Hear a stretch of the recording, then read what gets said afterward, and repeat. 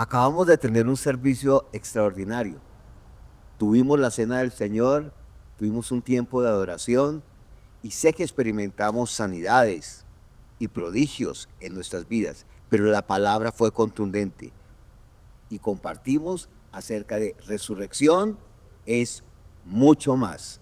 Vuélvelo a escuchar, vuelve a ver lo que Dios nos dijo en este servicio. Hay tres grandes acontecimientos. Número uno, la encarnación del Hijo de Dios es el poder mismo de Dios que nos amó tanto que envió a su Hijo plenamente hombre, pero sin pecado, para restaurarnos a la condición original. Entonces Jesús, dice la Biblia, y lo recordamos en la cena, pasó haciendo bienes a todos, liberando a los oprimidos por el diablo, dice, porque Dios estaba con él. Entonces la encarnación es el poder mismo de Dios que nos amó tanto que dijo, esta gente no puede seguir viviendo si yo no envío a mi Hijo. Y él tuvo alrededor de 30 años, algunos dicen 33 años, 31 años, 33 años, haciendo el bien. Pero sus últimos 3 años de vida pública fueron realmente extraordinarios, una explosión de sanidades, de milagros, de palabras, impresionante. Que ahí están en los evangelios de Mateo, Marcos, Lucas, y de una manera un poco diferente en el evangelio de Juan. Pero luego viene el último tiempo en la vida de Jesús, que fue cuando fue crucificado, muerto, sepultado. La muerte de Jesús tenía que darse. Tenía que darse en la historia. Jesús se entregó voluntariamente. Es el segundo acontecimiento. Para derrotar el viejo hombre con todo su pecado y muerte. Tenía que darse. Para derrotar al viejo hombre con todo su pecado y muerte. Y aún la misma creación pueda ser reconciliada. Y Jesús dijo, consumado es. Van 2 acontecimientos. Y el tercero es la resurrección. Tendríamos que mirar un cuarto, que es la ascensión, pero estos 3. Es el unigénito del Padre y ahora es el primogénito de la creación y es el primogénito de entre los muertos. Entonces vamos a Colosenses 1, verso número 15, que tenemos una canción que Germán compuso, ¿cierto, Germán? Entonces dice así esa palabra. Él es la imagen del Dios invisible. Entonces la gente dice, yo quiero saber cómo es Dios. Mira a Jesús. Para gente Jesús es su Diosito, mi Diosito. No. Jesús, Dios es Jesús. Y Jesús es Dios. Él es la imagen del Dios invisible. El primogénito de toda la creación. Porque en Él, en Cristo, fueron creadas todas las cosas. Las que están en los cielos y en la tierra, visibles e invisibles, sean tronos, dominios, principados o autoridades. Todo fue creado por medio de Él y para Él. A veces la gente sale a vacaciones. Esta vez no vamos a salir, ¿no? No encontramos a dónde.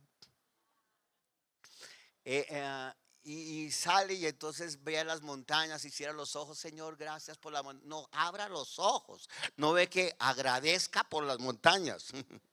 Bien, agradezca por todo esto. Todo fue creado por medio de Él y para Él. O sea, Jesucristo es la razón de ser de esta creación. Todo subsiste en Él.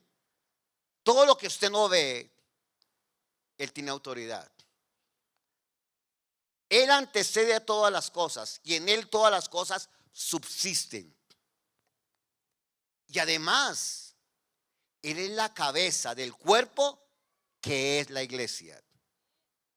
Otra vez, y Él es la cabeza del cuerpo que es la iglesia. La iglesia no es un apéndice de Jesús.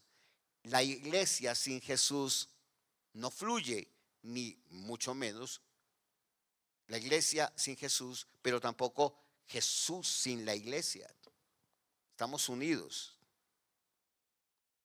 Él es el principio, el primogénito de entre los muertos. Nadie había resucitado. Ahora, usted ve que la Biblia habla de varias resurrecciones. Sí, Lázaro, por ejemplo, la hija de Jairo.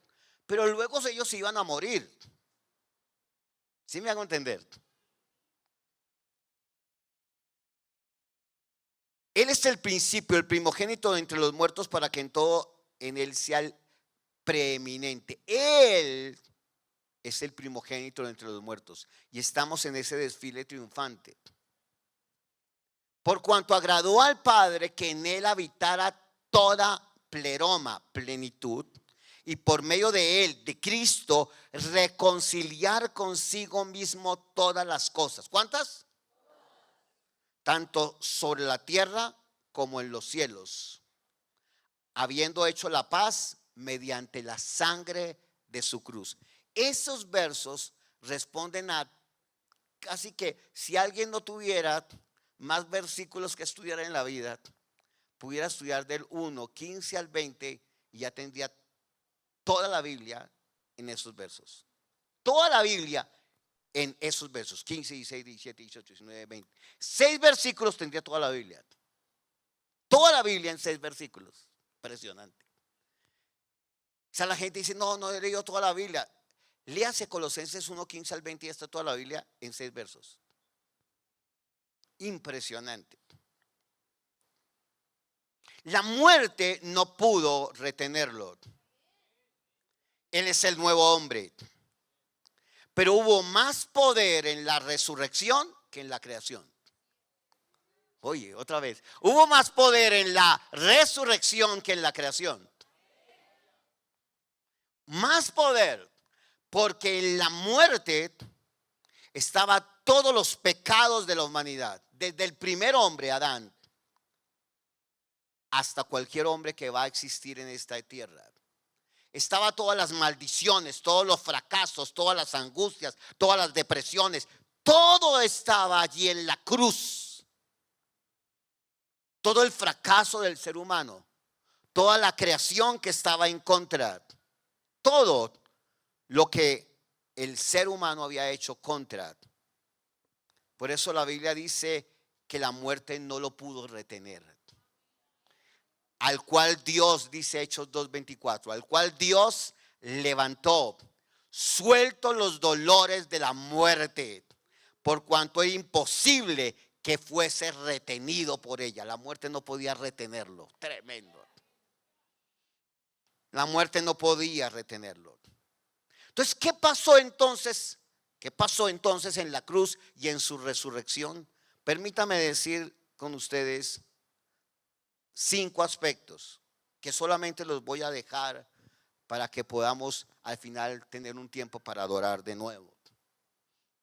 Número 1, el Padre nos llevó a su propósito en Cristo.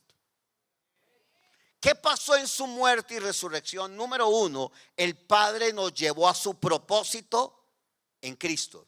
Sin la muerte y resurrección no hay propósito. ¿Por qué vives? Es la pregunta a personas. No, pues yo vivo para trabajar. Ah, bueno. ¿Para qué vives? No, para ser una buena persona, para casarme, para tener hijos, para tener nietos, para trabajar y bueno, eso es tu vida. ¿Qué vida tan simple vivir solamente para el espacio y el tiempo en el cual estamos? El Padre nos devolvió a su propósito. Esa es la base de la obra de la cruz, devolvernos al origen de todo. antes del pecado. El Señor solucionó el problema que teníamos. Estamos en el primero todavía. El Señor, el Padre, solucionó el problema de la humanidad. Ya fue solucionado. ¿Por qué la gente piensa que necesita otras soluciones si el Padre ya solucionó el problema? Dios solucionó el problema. ¿Cuál era el problema de la humanidad? La separación de Dios. La separación de Dios era el problema de la humanidad. Ese era el problema. Y esa separación vino a causa del pecado. Separación. Dios, el eterno Dios, quería devolvernos a lo original para volvernos a unir a Él. Volvernos a unir a Él. Por eso no nos quedamos solo en el sufrimiento. Esta mañana veníamos en el carro y en una canción yo decía, Padre, hay unas canciones cristianas que uno dice, Padre, pero cada clavo, cada espina, un dolor. Sí. Pero era un sufrimiento como el mártir del Gólgota en las películas de Semana Santa. Y ay, pobre mana, ya así, y sufra. No, es más que eso. En la cruz y la crucifixión son dos acontecimientos. Escúcheme bien. La crucifixión es un hecho histórico, pero la cruz tiene una revelación eterna. Entonces la gente se ha quedado en la crucifixión. Por eso viven bajo el dolor. Pero la cruz es una revelación eterna. O sea que la cruz es lo que no podemos perder, lo que Cristo hizo en la cruz. Pero la crucifixión fue una realidad que se dio una vez y para siempre. Pero la revelación de lo que pasó en la crucifixión se llama la cruz, donde Jesús derramó su vida. Y eso tiene un carácter eterno. Porque nuestra justicia no proviene de su sufrimiento, proviene de la resurrección. Nuestra justicia no proviene del sufrimiento, proviene de la resurrección. Por eso la resurrección es mucho más. Mucho más. Número 2.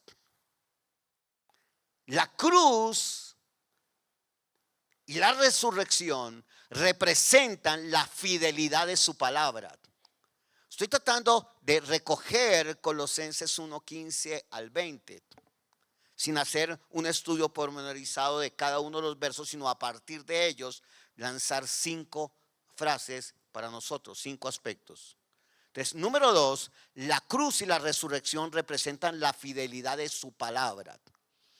Jesús, Él nunca nos dice cosas bonitas o discursos bonitos, tan lindos. No.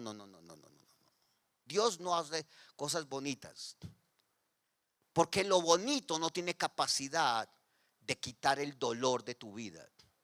Lo bonito no tiene capacidad de quitar el pecado.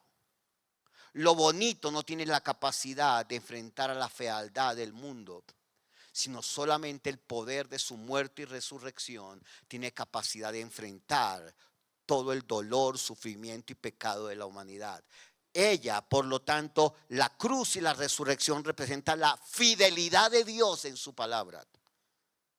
Dios nos dijo que iba a pasar lo que iba a pasar y pasó. Dios nos dijo que su hijo iba a morir en la cruz y pasó. Dios nos dijo que Isaías 53 iba a ser una realidad en la cruz y pasó exactamente como Dios lo dijo en la cruz del Calvario.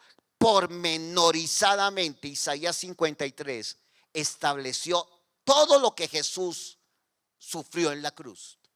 Pormenorizadamente, verso por verso, 700 años antes lo predijo el profeta Isaías. 700 años antes.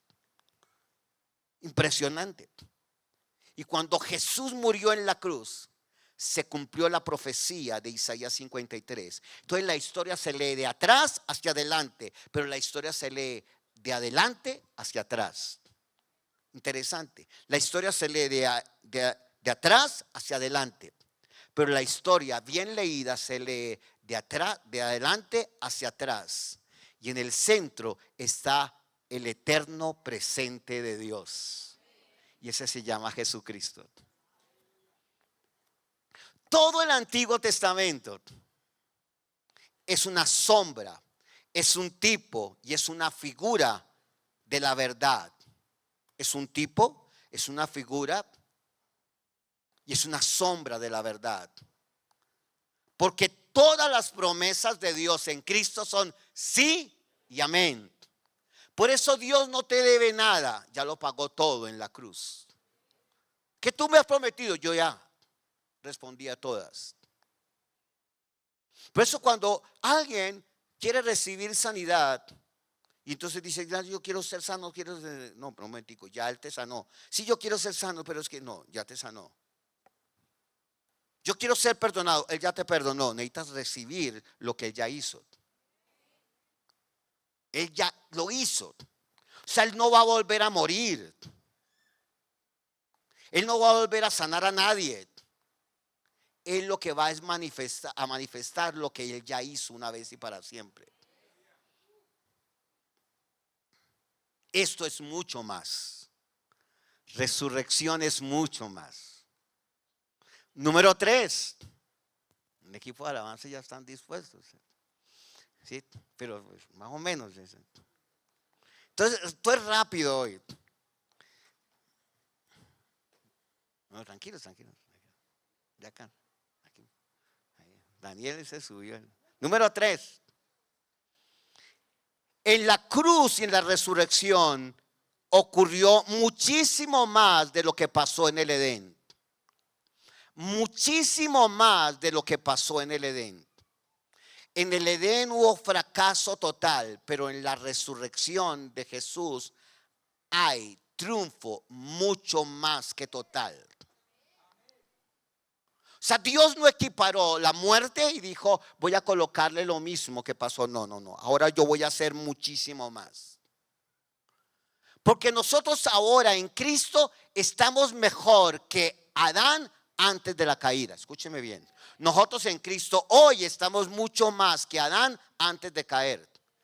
Y la gente a veces, sin entendimiento de eso, canta canciones mucho del Antiguo Testamento. Yo quisiera ser como David, yo quisiera ser como Moisés. Yo no. Porque ahora estamos mucho mejor que Moisés o que David. Ahora usted va a ver las películas de Semana Santa y, David, Moisés, ¿sabe? Maravillosas. Bueno, algunas son re malas. Son el Chosen, más o menos, todo terrible. Habiendo la discusión con todos los que les gusta. Pero escúcheme bien. Ahora Dios no nos coloca en Adán, nos colocó en Cristo. Es muchísimo más. Nosotros no somos pecadores arrepentidos. Escúcheme bien, la iglesia no es un conjunto de personas pecadores arrepentidos, pero con un miedo a perder aquello que fue dado por gracia. No, nosotros somos hijos legítimos de Dios, con la capacidad de entrar confiadamente al trono de la gracia y disfrutar de su comida todo el tiempo. Nosotros no estamos tratando de vivir. Ahora Él vive su vida a través de nosotros. Esto es mucho más. Esto es mucho más. Escúcheme, la iglesia somos sus representantes. Voy a decirle a algunos aquí, tú eres su representante. Bueno, la iglesia somos sus representantes. ¿Usted sabe lo que es ser un representante? somos sus emisarios en esta tierra. Somos sus emisarios acá. Somos sus embajadores en esta tierra.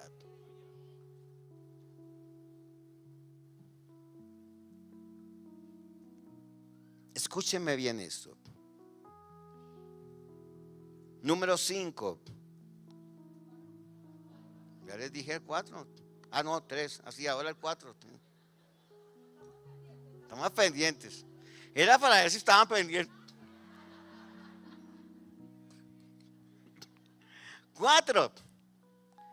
A partir de su cruz y resurrección, entendemos que somos personas nuevas, no remiendos fracasados. Dios no remienda personas. Dios no está tratando de a personas que están fracasando, darles una ayuda.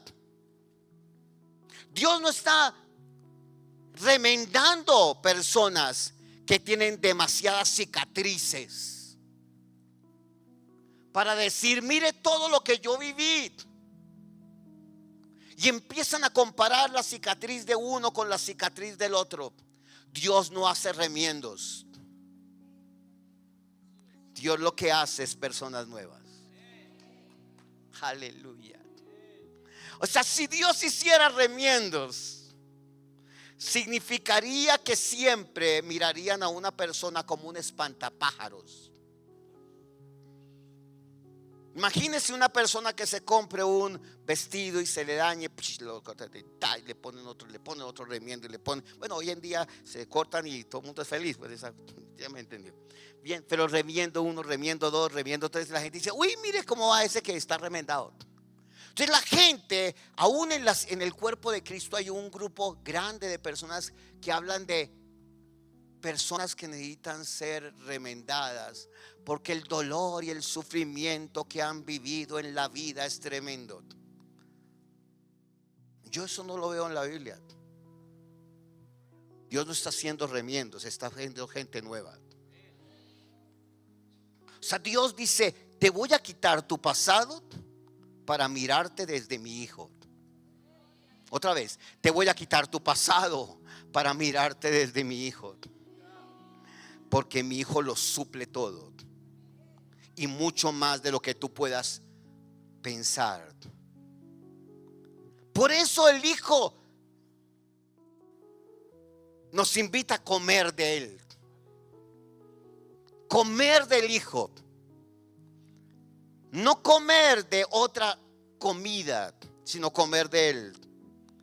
Porque el fundamento de esta nueva creación, y sigo con mi punto 4, es la restauración de todas las cosas en Cristo. Todas las cosas en Cristo.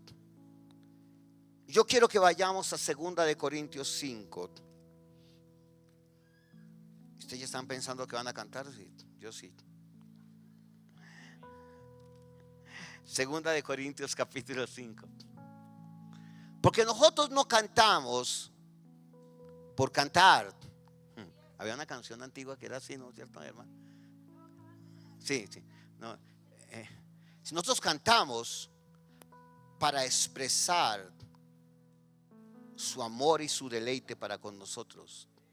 2 de Corintios 5, mire el verso número 17. Dice: de modo, como consecuencia de lo anterior, si alguno está en Cristo, nueva criatura es, kainos. O sea, algo que nunca existió ni existirá en la historia aparte de Cristo. Una clase diferente, sin precedentes en la historia, nunca antes visto. Una nueva sustancia.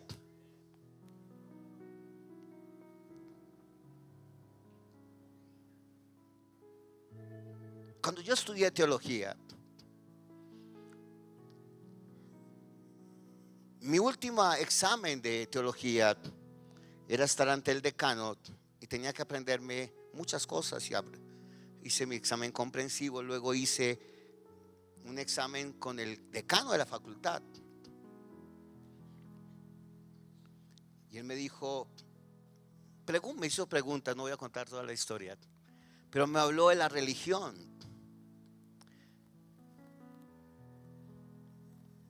Y casi que todo lo que yo he hecho en mi vida es entender que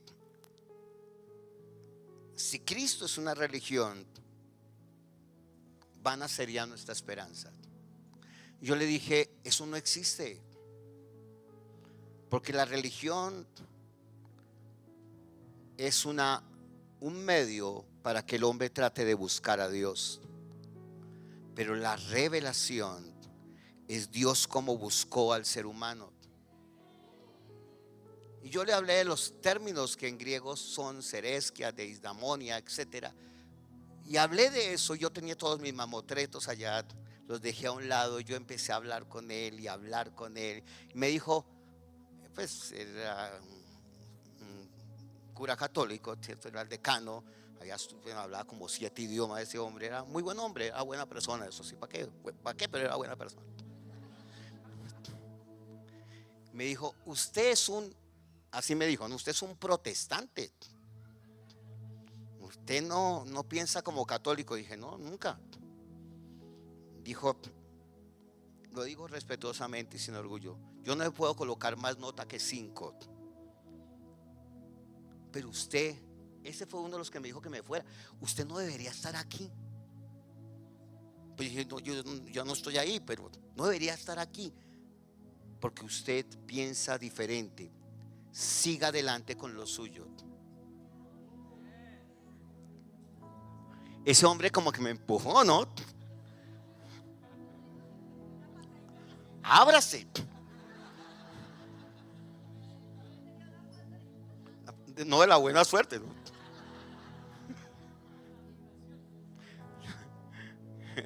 Como dice Armando, en el lugar equivocado.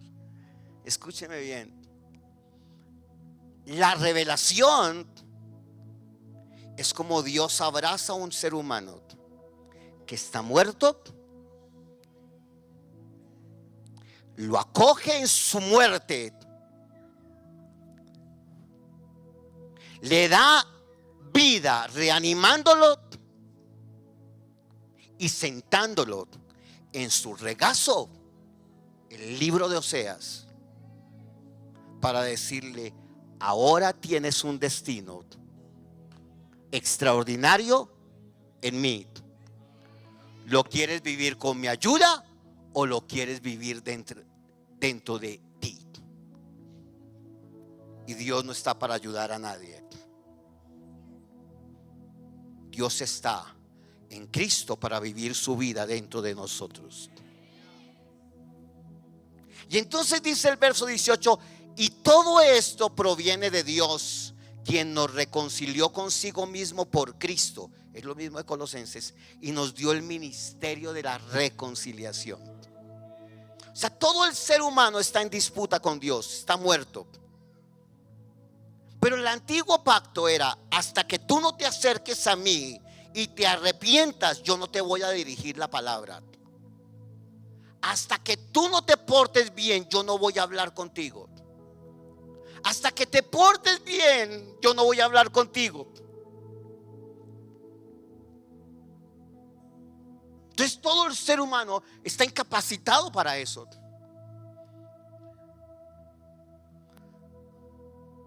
Pero cuando llegó el tiempo, Dios se vino a reconciliarse con el hombre. Escúcheme, Dios no tenía nada de qué reconciliarse, pero Él mismo lo hizo. O sea, que teníamos que reconciliarnos éramos nosotros, pero Dios mismo, esto es impresionante. Dios mismo dijo, mire, me voy a reconciliar con usted, pero si usted no ha cometido ningún error, no, yo lo voy a hacer. Yo mismo me voy a reconciliar con ustedes, pero si nosotros somos los fracasados, los pecadores, sí. Por eso mismo yo voy a hacer que mi hijo muera en una muerte y muerte de cruz, y que sea el maldito, que sea el fracasado, que sea el pecado en sí mismo, para que yo reanimándolos a ustedes a través del sacrificio de mi hijo, yo los reconcilie conmigo mismo. Y ahora no solamente estoy por fuera, sino voy a tratar, voy a vivir mi vida en ustedes, por ustedes y a través de ustedes.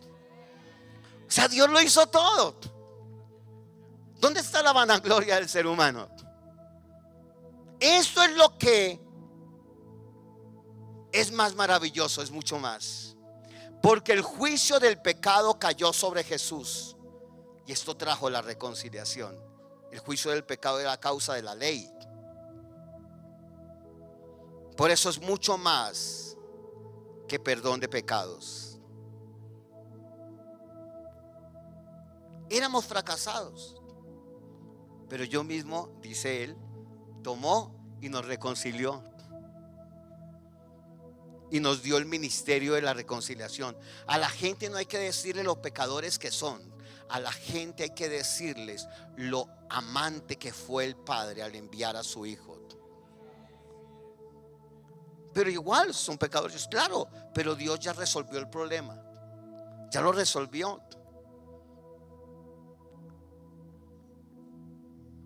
¿Ya tienes la canción, Germán?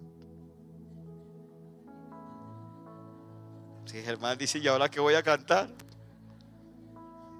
Siga predicando, pastor, que no se gusta. Reconciliación es que al que no conoció pecado, por nosotros lo hizo el pecado en sí mismo, para que nosotros fuésemos la justicia de Dios en Cristo.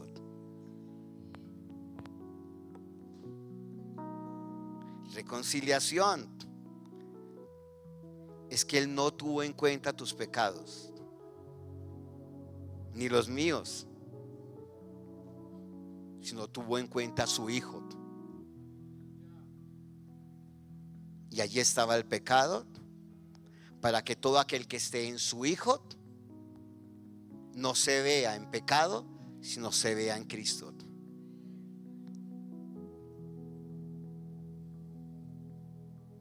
Reconciliación es: yo lo hice por ti. Catallaje significa eso. Yo te establecí en justicia. Yo rompí la enemistad que había entre el hombre y la humanidad. Y yo ahora te hago parte de mí. Pero más que eso, te hago para vivir dentro de ti. Eso costó la sangre de Cristo. Padre, gracias. Padre, gracias. Yo no sé si usted se emociona con esto, pero yo estoy emocionado de esto. Créame, ni Germán es consciente, ni siquiera pude predicar lo que yo tenía. Yo iba a predicar otra, pero era como la introducción. ¿Sí o no, Germán? Germán, ya tengo la de la otra semana, ¿no? Yo estoy agradecido. ¿Quién está agradecido? ¿Sabe que nos volvemos tan familiares con estas verdades? No entiendo por qué todavía en el cuerpo de Cristo hay gente que saca uno, saca el otro. Usted no sirve, usted no. Nosotros solamente somos agentes de reconciliación. Somos agentes de amor. Somos agentes de gracia.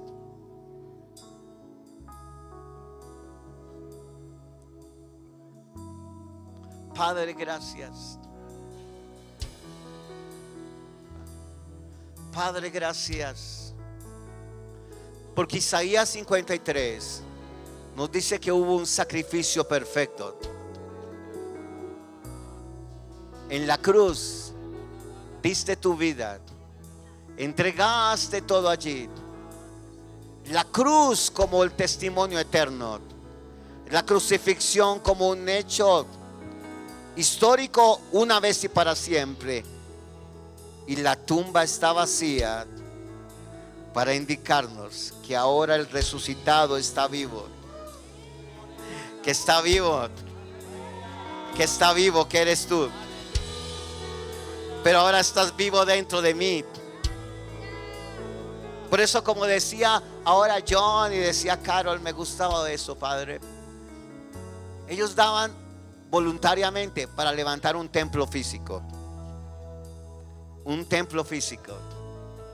Ahora nosotros sembramos voluntariamente, no para un lugar simplemente, sino para que el evangelio venga a vivir en personas que serán templos vivos, que valen mucho más que 100,000 toneladas, que valen más que aquello que ni siquiera podía, explotaba las cifras, decía John, que ni siquiera caben en las calculadoras. La sangre de Cristo vale mucho más que eso. La sangre de Cristo vale mucho más que los trillones y trillones y trillones, porque no se puede comprar. Por eso nadie puede hacer pactos con Dios de dinero ni de nada, porque su sangre es impagable. Su sangre es impagable. Y cuando damos, simplemente es un acto de generosidad de aquel que es generoso con nosotros, para que la gente nazca de nuevo y sean templos, ya no en Jerusalén, sean templos vivos, que pasen a vivir el ministerio de la reconciliación. Gracias, Padre. Qué alegría tenerte aquí. Gracias por acompañarnos en nuestro canal. Si aún no lo has hecho, te invitamos a suscribirte a nuestro canal para que no te pierdas ninguno de los mensajes que Dios tiene para ti. Nos encantaría que compartieras en los comentarios lo que Dios ha hablado a tu vida o cualquier petición de oración que tengas. Para nosotros, cada mensaje tuyo es muy importante. Si quieres conocer más de nosotros, simplemente escanea el código QR que ves en pantalla o visita iglesiapia.com. Gracias de nuevo. Nos vemos en una próxima ocasión.